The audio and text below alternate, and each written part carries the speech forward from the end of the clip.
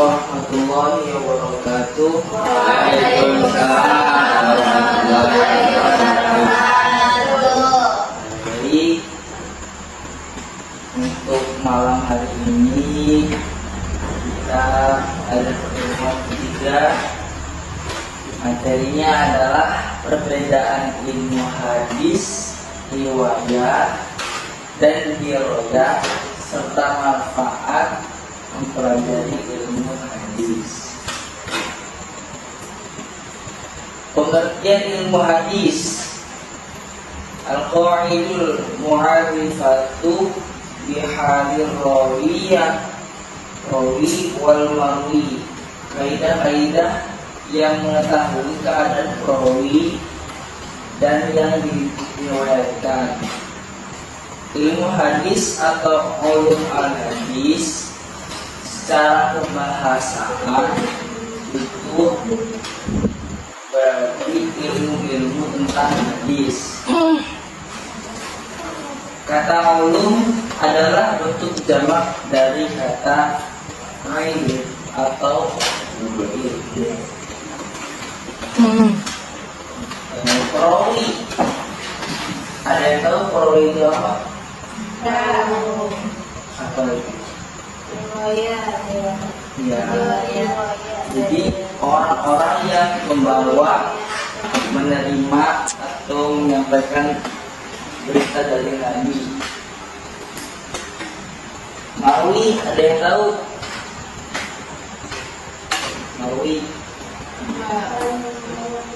Marwi itu isi berita, jadi matan hadisnya gitu. Marwi itu. Terus apa itu perbedaan ilmu hadis riwayah dan diroyah? Yang pertama, ilmu riwayah hadis riwayah dulu ya. Jadi ilmu hadis riwayah ini mempelajari tentang yang pertama itu segala perkataan Nabi. Yang kedua, perbuatan Nabi. Yang ketiga, periwayatan Nabi. Yang keempat, batasan-batasannya. Kelima, ketelitiannya, segala redaksinya. Objek pembahasan ilmu hadis riwayah yaitu diri Nabi Shallallahu Alaihi Wasallam. Jadi ilmu hadis riwayah ini membahas tentang Nabi. Terus yang kedua ada ilmu hadis riwayah. Itu mempelajari banyak ya. Yang pertama tentang hakikat periwayatan. Jadi memindahkan berita dan menyadarkan kepada orang yang membawa berita. Yang kedua, syarat-syaratnya. Metode perawi ketika menerima periwayatan hadis. Jadi di sini tuh menerangkan tentang ilmu riwayat itu mempelajari tentang hakikat periwayatan, syarat-syaratnya, macam-macamnya, hukum-hukumnya, keadaan para perawi dan syarat-syarat mereka, macam-macam periwayatan, hal-hal yang berkaitan dengan periwayatan. Jadi lebih ke orang yang meriwayatkan hadisnya gitu, mempelajari tentang itunya, dan perawinya. Objek pembahasannya penelitian sanad dan matan. Berarti di situ ada perawi sama Bagi yang awal tuh mempelajari tentang perawi dan marwi. Terus kualitas hadis diterima atau ditolak. Secara pengembangan ilmu hadis riwayat dan riwayat. Yang pertama itu ada berdirinya zaman Nabi Muhammad SAW. Ilmu riwayat itu pada zaman Nabi larangan menulis hadis karena khawatir bercampur dengan Al-Quran. Larangan dan kebolehan menulis hadis bersifat kondisional. Terus yang waktu diroyahnya telah ada dasar-dasar ilmu hadis, yaitu dalam surah Al-Hujurat ayat 6 dan Al-Baqarah ayat 282. Nanti itu juga sekian kiranya. Pada masa sahabat sekarang, ilmu riwayat disebut dengan masa pembatasan periwayatan atau taklid ar-riwayat, dengan mensyaratkan sumpah dan saksi kepada orang yang menyampaikan hadis. Terus riwayat pada zaman sahabat timbul secara lisan, periwayatannya harus disertai saksi atau bersumpah dan sanad. Para zaman tabi'in, ilmu riwayat hadis ditulis dan dibukukan secara resmi atas perintah khalifah. Siapa yang tahu pembukuan hadis?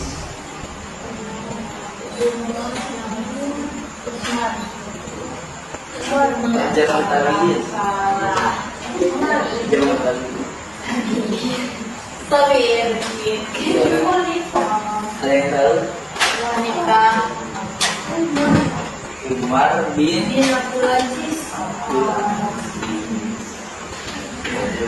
Ya, itu pada jadi pembukuan hadis itu ada pada zaman tabi'in, yaitu oleh Umar bin Abdul Aziz. Tokoh ulama yang menemukan adalah Ibnu Syihab Az-Zuhri. Jadi ide pembukuan hadis itu dari Umar bin Abdul Aziz, tapi yang ngebukunya itu Ibnu Syihab Az-Zuhri. Terus ilmu riwayatnya timbul secara tertulis tetapi belum terpisah dengan ilmu yang lain. Penulis ilmu hadis bergabung dengan ilmu fikih dan usul fikih, seperti kitab Al-Um dan Ar-Risalah karya Imam Asy-Syafi'i.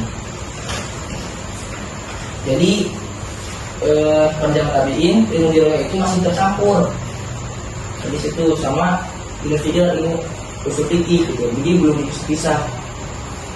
Terus pada zaman tabi'in hadis ilmu hadis riwayat masa keemasan atau kejayaan kodifikasi hadis. Masa filtrasi penulisan hadis dipisahkan dari perkataan dan fatwa para sahabat. Jadi pada zaman tabi'in ini perkataan antara sahabat sama Nabi itu dipisahkan. Jadi waktu pas zaman tabi'in itu semua perkataan itu masih ibaratnya masih kotornya belum bersih. Di zaman tabi'in itu disaring lagi bersih gitu. Terus ilmu hadis riwayatnya telah terpisah dari ilmu-ilmu lain tetapi belum menyatu. Kemudian muncul kitab-kitab ilmu hadis seperti At-Tarikh Al-Kabir karya Bukhari, Tabaqat At-Tabi'in karya Muslim, dan masih banyak lagi. Manfaat mempelajari ilmu hadis. Yang pertama, mengetahui kaidah-kaidah yang disepakati para ulama dalam menilai, menyaring, dan mengklarifikasi dalam beberapa macam baik dari segi kuantitas maupun kualitas sanad dan matan hadis, sehingga dapat menyimpulkan mana hadis yang diterima, mana hadis yang ditolak. Yang kedua, mengetahui istilah-istilah yang disepakati ulama hadis dalam penelitian hadis. Demikian juga dapat mengenal nilai-nilai dan kriteria hadis, mana hadis dan mana yang bukan hadis. Yang ketiga, mengenal tokoh-tokoh ilmu hadis, baik riwayat maupun riwayat, yang mempunyai peran penting dalam perkembangan atau kemudian hadis sebagai sumber syariah Islamiyah, sehingga hadis terpelihara dari pemalsuan, tangan-tangan kotor yang tidak bertanggung jawab. Saat terjadi hal tersebut, mereka pun dapat mengungkap dan meluruskan yang sebenarnya. Jadi di sini saya simpulkan manfaatnya itu banyak ya kita mempelajari ilmu hadis. Jadi kita bisa mengetahui mana hadis yang disetujui dan mana hadis yang ditolak. Itu yang pertama. Yang kedua, kita jadi bisa mengetahui mana yang hadis, mana yang bukan hadis. Maksudnya gini, mana yang perkataan para sahabat, perkataan tabi'in, dan dengan hadis. Jadi kita bisa membedakan gitu, mempelajari ilmu hadis itu. Yang ketiga tadi, kita di sini dapat mengenal tokoh-tokoh pengembang ilmu riwayat dan ilmu riwayat. Baik, selanjutnya yang keempat. Izin duduk tes. Lanjut ke materi yang keempat, yaitu ada cabang-cabang ilmu hadis dan istilah dalam ilmu hadis. Di sini cabang-cabang ilmu hadis itu ada 6. Yang pertama ada ilmu al-jarh wa at-ta'dil. Nah, ilmu al-jarh wa at-ta'dil itu ilmu yang membahas tentang para perawi dari segi apa yang datang di keadaan mereka, dari apa yang mencela mereka, dan memuji mereka dengan menggunakan kata-kata khusus. Ilmu al-jarh wa at-ta'dil ini bertujuan untuk mengetahui sifat atau nilai keadilan, kecacatan, dan kedabitan seorang perawi hadis. Lanjut ke yang kedua, yaitu ilmu gharibul hadis. Ilmu gharibul hadis itu ilmu yang mempelajari makna matan hadis dari lafal atau kata yang sulit dipahami atau sulit asing bagi kebanyakan orang-orang untuk memahami kata tersebut. Nah, tujuannya yaitu untuk mengetahui mana kata-kata dalam hadis yang tergolong gharib dan bagaimana metode para ulama memberikan interpretasi kalimat gharib dalam hadis tersebut. Di sini ada sabda Nabi, ada hadisnya, yaitu sholatlah berdiri dan barang siapa yang tidak mampu berdiri hendaklah duduk, dan jika tidak mampu maka tidak mampu duduk maka hendaklah tiduran di atas lambung. Di sini ada kalimat yang gharib, yaitu tiduran di atas lambung. Nah, maksudnya tiduran di atas lambung itu maksudnya tidur miring menghadap ke sebelah kanan. Selanjutnya yaitu ilmu mukhtalif al-hadis, yaitu ilmu yang menjelaskan hadis makbul, kontradiksi dengan sesamanya, serta memungkinkan dikompromikan antara keduanya. Terus ilmu mukhtalif al-hadis ini bertujuan untuk mengetahui mana saja hadis yang kontra dengan hadis yang lain, dan bagaimana pemecahannya.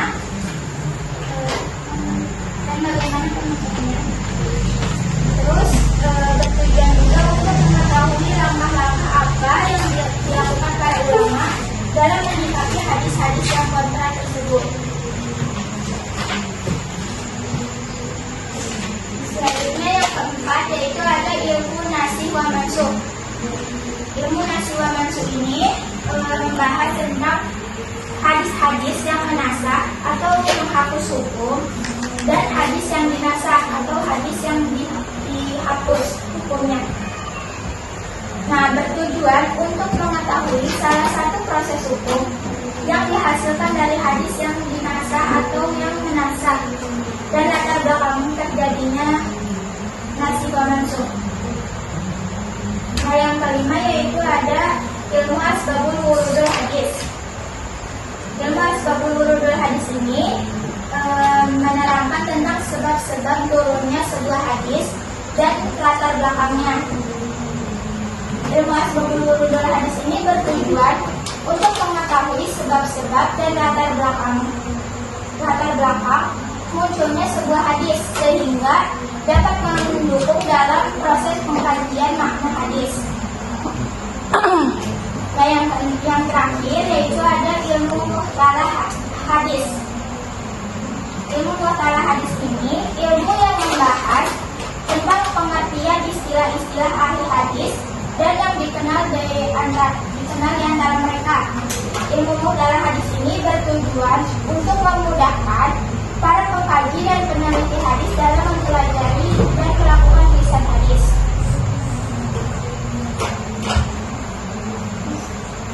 Selanjutnya, materi selanjutnya yaitu istilah-istilah dalam ilmu hadis. Di sini ada 3 istilah, yaitu ada sanad, matan, sama mukharij. Yang pertama yaitu sanad. Sanad menurut bahasa yaitu al-mu'tamad, yaitu sesuatu yang dijadikan sandaran.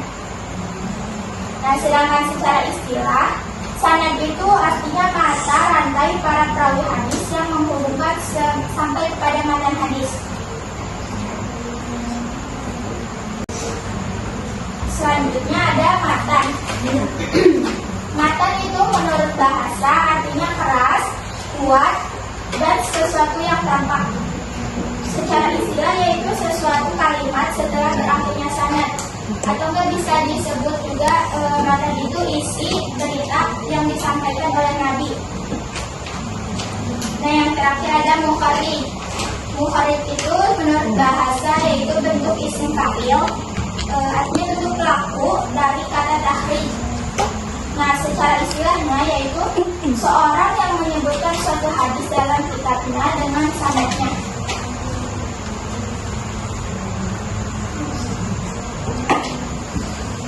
Selanjutnya ada metode murid menerima hadis dari guru dan lambang periwayatannya. Yang pertama ada metode asama. Metode asama ini artinya murid mendengar hadis dari guru secara langsung. Jadi guru membacakan hadis kepada muridnya dan muridnya mendengarkan hadis yang dibacakan oleh guru tersebut. Nah, lambang periwayatannya itu ada 3. Yang pertama yaitu sami'tu, yang artinya aku mendengar. Yang kedua ada hadatsani, yang artinya menceritakan kepadaku. Yang ketiga hadatsana, yang artinya menceritakan kepada kami. Nah, yang ketiga yaitu ada metode al-qiraah atau al-ardu.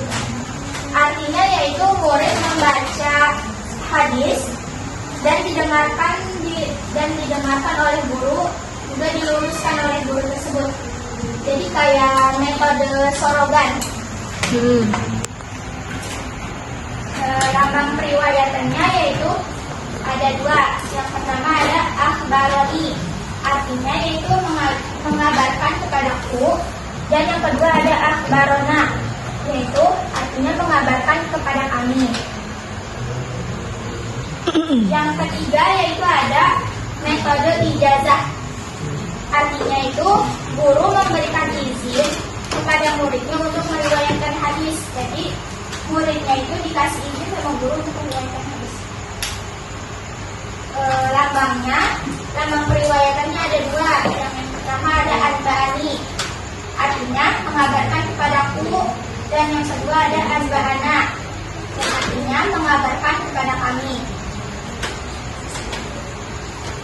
Selanjutnya ada 3 lambang periwayatan yang masuk ke 2 metode menurut beberapa pendapat ulama.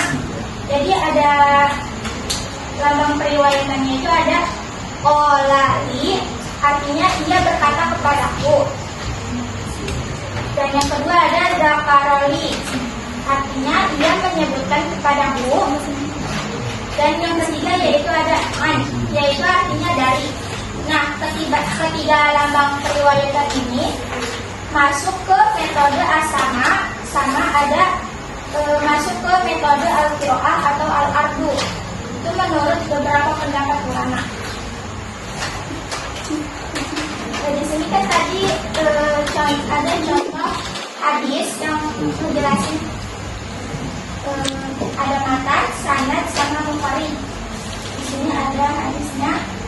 Hadatsana Muhammadun ibnu Musanna, hadatsana Abu Ahmad Zubair, hadatsana Umar ibnu Sa'id ibni Abi Husain, qala hadatsani Atha ibnu Abi Rabah an Abi Hurairah radhiyallahu anhu an Nabi sallallahu alaihi wasallam qala ma anzalallahu da'an illa anzalalahu shifaan. Nah, di sini yang termasuk ke matan hadisnya itu ada terdapat pada kalimat ma anzalallahu da'an illa anzalalahu shifaan. Artinya Allah tidak menurunkan penyakit kecuali menurunkan juga penawarnya. Jadi matan itu isi hadis yang disampaikan oleh Nabi. Nah, selanjutnya ada sanad. Sanad itu para perawi yang bersambung, saling sambung menyambung. Itu ada dari Imam Bukhari, perawinya Imam Bukhari. Nah, terus bersambung ke Muhammad ibnu Musanna, bersambung lagi ke Abu Ahmad Zubair. Sanadnya nyambung lagi ke Umar ibnu Sa'id ibni Abi Husain, nyambung lagi ke Atha ibnu Abi Rabah, nyambung lagi ke Abi Hurairah. Nah, terakhir sanad yang terakhir itu bersambung ke Nabi Sallallahu Alaihi Wasallam. Sallallahu Alaihi Wasallam. Nah, Bukhari-nya ini perawi yang menyampaikan hadis di dalam kitabnya itu, yaitu ada Imam Bukhari. Hadis riwayat Bukhari. Nah, itu merupakan Bukhari. Ada istilah selanjutnya, ada 3 istilah, yaitu sahabat. Sahabat menurut bahasa yaitu diambil dari kata as-sahabah yang artinya persahabatan. Mungkinnya. Nah, secara istilah sahabat itu orang yang bertemu Nabi pada saat dalam keadaan beragama Islam dan meninggal dalam keadaan Islam pula. Nah, sedangkan tabi'in bentuk secara bahasanya yaitu bentuk jamak dari kata tabi atau tabi, yang berarti orang yang mengikuti atau berjalan di belakang. Serius? Secara istilah yaitu tabi itu orang muslim yang bertemu dengan sahabat dan meninggal dalam keadaan beragama Islam. Selanjutnya ada tabi'in yang artinya secara bahasa yaitu pengikut tabi'in. Terus secara istilahnya yaitu orang muslim yang bertemu dengan seorang tabi'in dan meninggal dalam keadaan beragama Islam. Sekian materi yang bisa saya sampaikan. Kurang lebihnya mohon maaf apabila tidak dapat dipahami, kurang dipahami. Ada cabang hadis kan ada 6, terus di yang ketiga itu kan tujuannya untuk mengetahui mana saja hadis yang kontra dengan hadis yang lain. Maksudnya kontra dengan hadis yang lain itu gimana? Boleh, mau bisa diulangi soalnya. Kan cabang ilmu hadis itu ada di cabang yang ketiga itu kan tujuannya itu untuk mengetahui mana saja hadis yang kontra dengan hadis lain.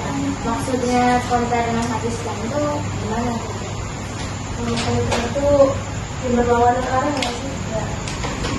Jadi ilmu itu mencari mana hadis yang kontra satu sama lain, kayak bertentangan, kan kayak mencari tujuan mengetahui mana saja hadis yang kontra satu sama yang lain kan. Nah, iya ceritanya dulu itu tahu kan nikah kontrak, ya kan. Jadi misalkan udah selesai, misalkan perang nih sebulan udah ditinggalin ceweknya teh, ya. Nah, dulu tuh di kampung aku Nabi membolehkan karena lagi perang. Namanya manusia pasti punya nafsu ya kan. Nah, jadi para sahabat itu ya udah dibolehin lah dikabut lah mut'ah. Tapi Nabi juga meriwayatkan lagi kalau nikah mut'ah itu nggak boleh karena merugikan ke si ceweknya gitu. Nah dicarilah, nah ilmu analisa di sini yaitu dicari hadis mana aja yang kontra antara satu dengan yang lain.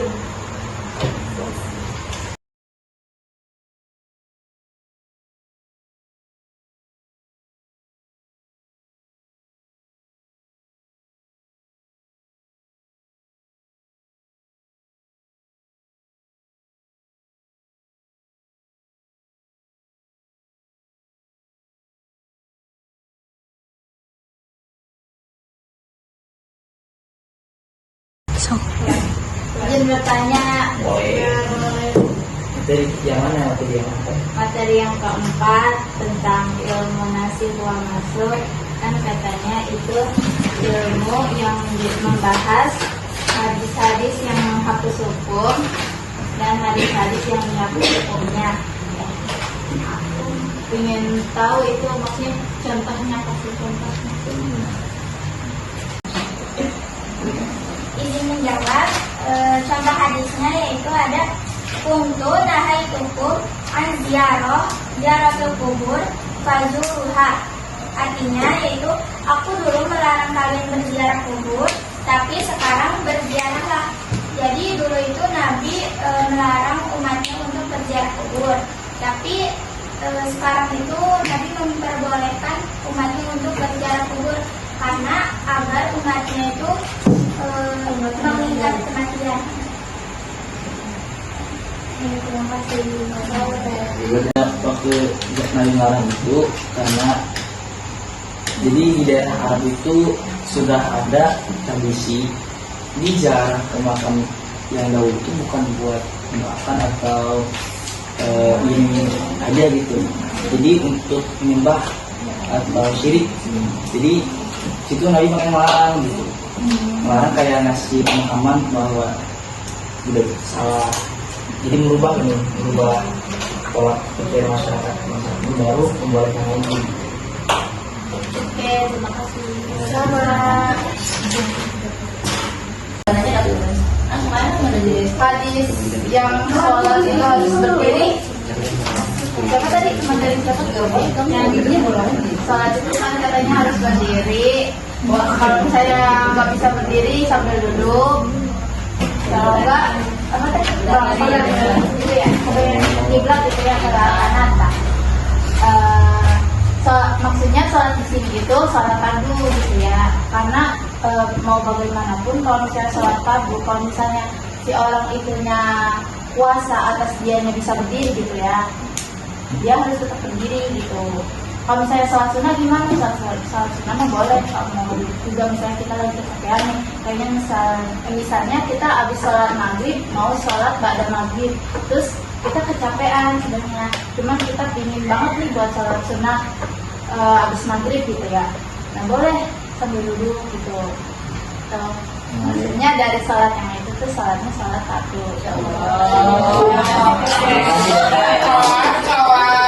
Terus harus berdiri. Harus berdiri banget. Iya, kalau yang maksudnya yang mampu. Iya, kalau misalnya nggak mampu, misalnya kita lagi sakit, ya. Mungkin kita mampu.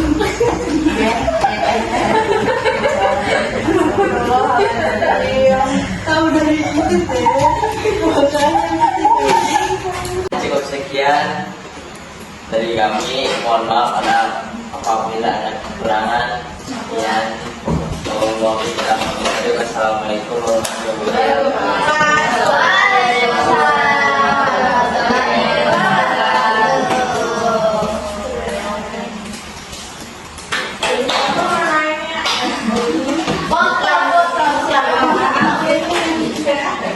Pasti kan ada yang akhir kayak ganti.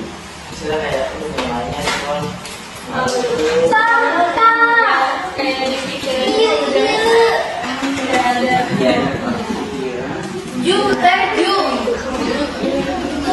Ditandain di video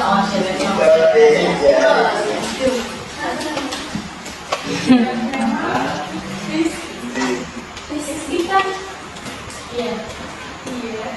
Iya. Rizki lebih Rizki. Rizki. Rizki lebih Rizki. Sampingnya baru ya. Arif. Arif. Arif. Oh, tidak. Arif. Arif. Arif. Mau kamu tahu? Udah, kamu udah ya.